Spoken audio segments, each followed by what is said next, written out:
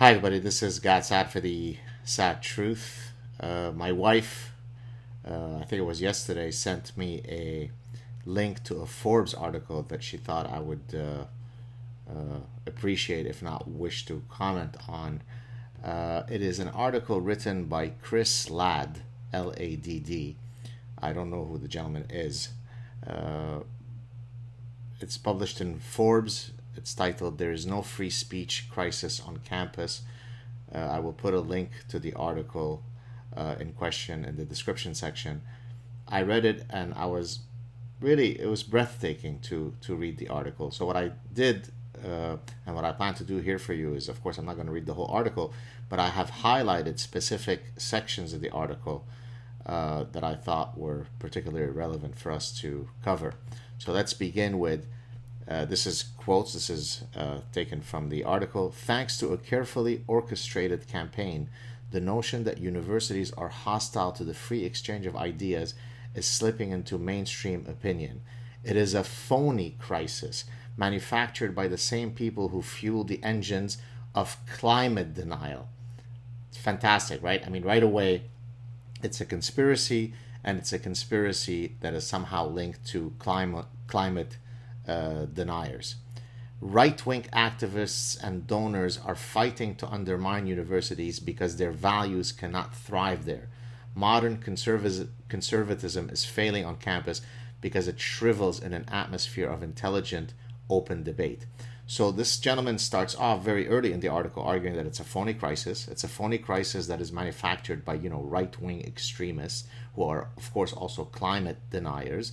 And the reason why they are constructing this phony crisis, so-called, free speech crisis on university campuses, is because they can't win in the open battle of ideas.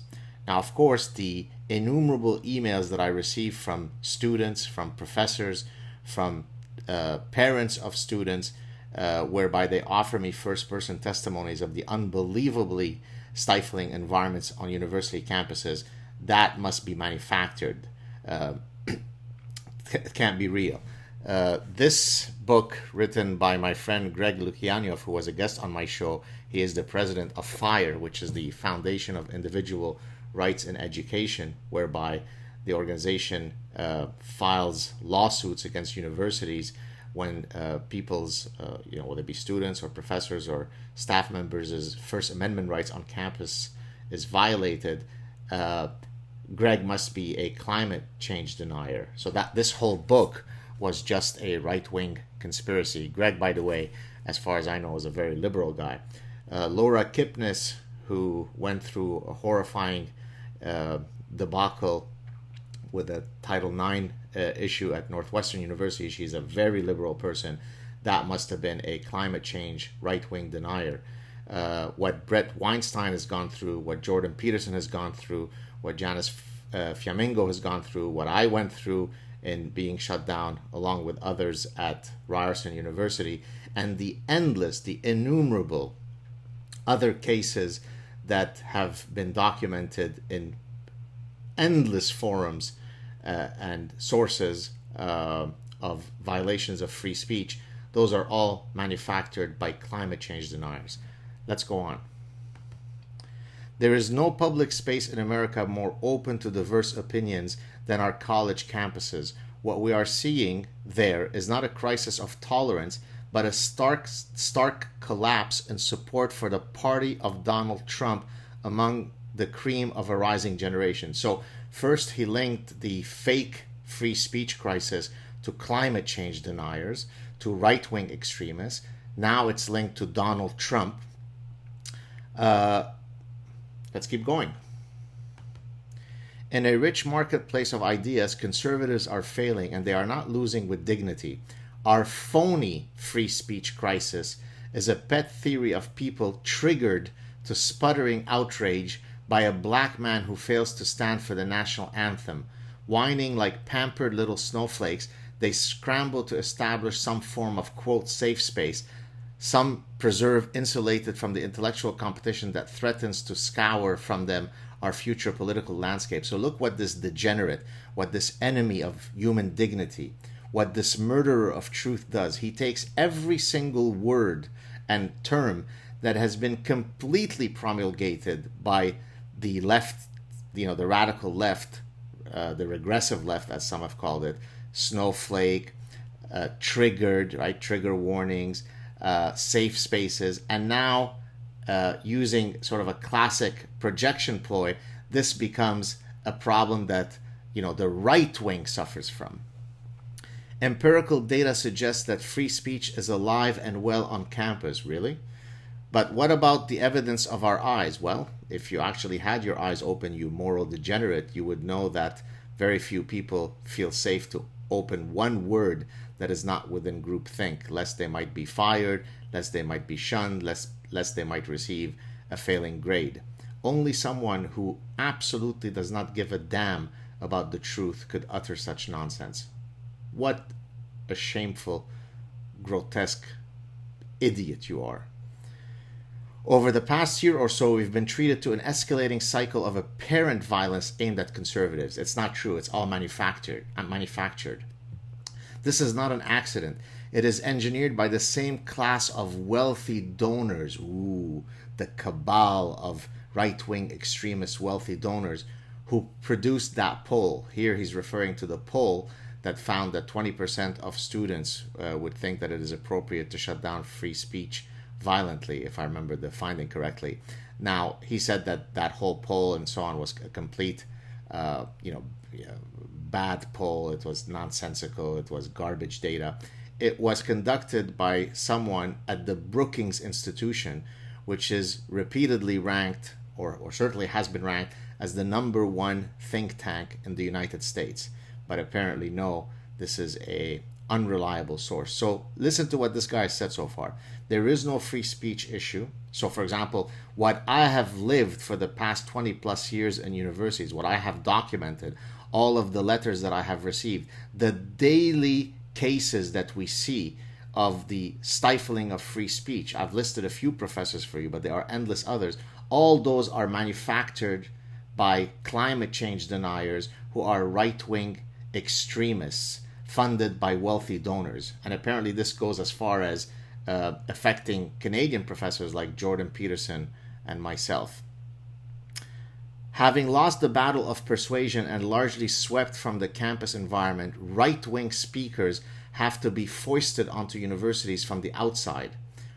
From when characters like Ann Coulter, Milo Yiannopoulos, and Charles Murray appear on campus, their appearances are funded by extremist donors, and events are orchestrated by outside groups. So again, it's not true that there's all this violence by Antifa and so on. This is all orchestrated Hollywood stuff by right-wing extremists and climate change deniers and Trump supporters to make it look as though free speech is under attack in universities, when in reality, free speech is the healthiest it's ever been on campuses. Now let me read you this last highlighted paragraph. There is virtually no support for or interest in these events at the schools being targeted. At universities with tens of thousands of students, campus Republican organizations can seldom recruit more than a few dozen participants. For people too young to have ever sipped the cool, sweet waters of the whites-only fountain, so look now how he incorporates racism, the ugly history of vile racism is now linked to this manufactured free speech crisis.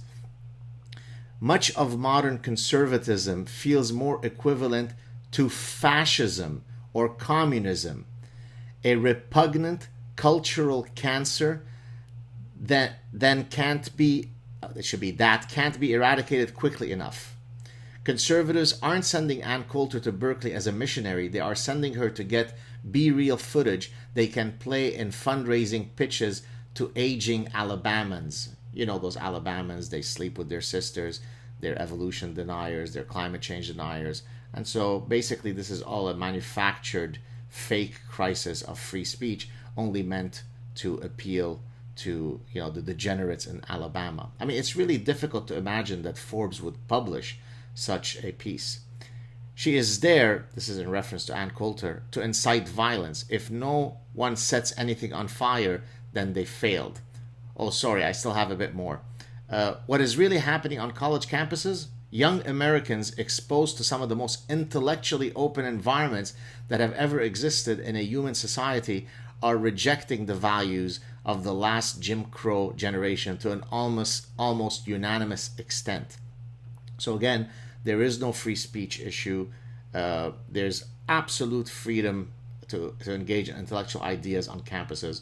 But hey, people have spoken. They don't want those cultural cancers called Republicans, called conservatives, called Donald Trump supporters to be on their campus. Isn't that normal? We don't want these Nazis around. Now, this is fantastic. This is almost at the end of the article. Is it lonely and isolating to be a Trump supporter on a college campus? Here's a better question. Why wouldn't it be? You heard that right. It is difficult to occupy an ideological position with little rational basis in a place where evidence-based intellectual persuasion is the dominant value. When you find that your ideas are unpersuasive in an atmosphere of open, fact-driven debate, the problem might be you. So, of course, there are no Trump supporters, and of course, we shouldn't support Trump supporters on campuses, because only an irrational, only a degenerate, only someone who doesn't care about evidence or science could ever support Trump, as per the 60 million who voted for him. So this is someone who felt sufficiently emboldened to write what I just read to you in a Forbes outlet, in Forbes magazine. That's the problem that we are facing. This person feels that he is completely on the wrong side of history. So let me sort of summarize for you his positions. There is no free speech crisis. So this book right here by Greg Lukianoff, who's dedicated his life to fight intrusions against the First Amendment, against free speech on campuses, who is a liberal guy, he must have made this up. He must be funded by the Koch brothers, right? He must be a climate change denier. The fact that Brett Weinstein has gone through what he's gone through, Laura Kipnis, myself, Jordan Peterson, Janice Fiamengo, the Christakises at Yale University, who as far as I know are also very liberal, and countless other examples. I'll be discussing many of these examples in my forthcoming book. These are all orchestrated by climate change deniers who are supported by right-wing extremists and Trump supporters. And of course, the university, according to this degenerate, is an open and fertile place for intellectual debates. Now, to the extent that, of course, there aren't many Trump supporters that openly express their support for Trump on campus, well, that's a good thing, because why would you want to have Trump supporters on campus? Since you would have to be basically mentally ill, you'd have to be irrational to be supporting Trump. This is a guy who is writing for Forbes, who feels sufficiently empowered in today's environment to say those things. Now imagine if we flip this and said those things of Obama supporters. What do you think would happen? So in any case, people, this is what we're fighting against. We're fighting against an environment that is conducive to people who are intellectually dishonest, who have moral compasses so broken that they see the current crisis that we are facing in the West when it comes to free speech as a non-issue. It's manufactured by right-wing extremists who are Trump supporters and climate change deniers. There you have it, folks. I wasn't planning on doing this clip today, but you could thank my wife for having alerted me to this article, which I read, and then I decided that instead of spending time with my children now, I should go after this moral degenerate. Have a good evening, everybody. Cheers.